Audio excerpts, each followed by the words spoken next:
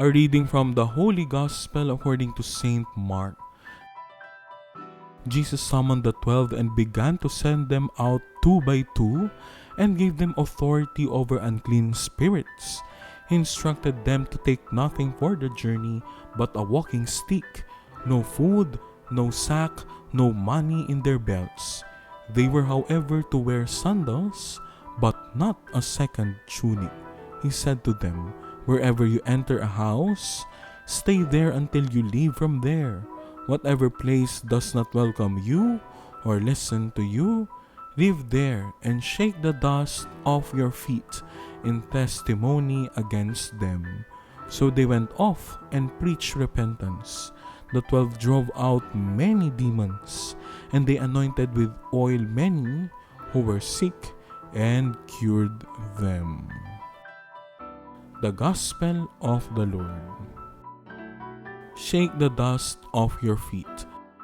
Jesus is the one sent by God to preach the good news and to have authority over demons.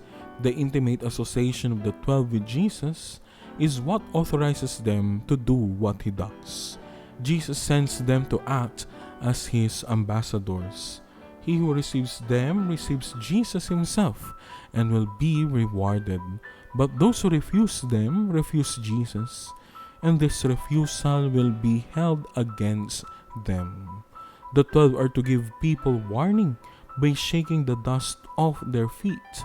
This gesture comes from the belief that Israel was God's holy land. Returning from the impure pagan lands that surrounded Israel, travelers would shake the dust from their feet so as not to contaminate the holiness of the land they were entering. This means that those who would not receive the missionaries or would not hear the proclamation of the gospel would be judged as godless, even if still living in the territory of Israel. In the time of COVID-19 pandemic, people were told to wash their hands to avoid contamination. What do you do to avoid contaminating what is clean and holy?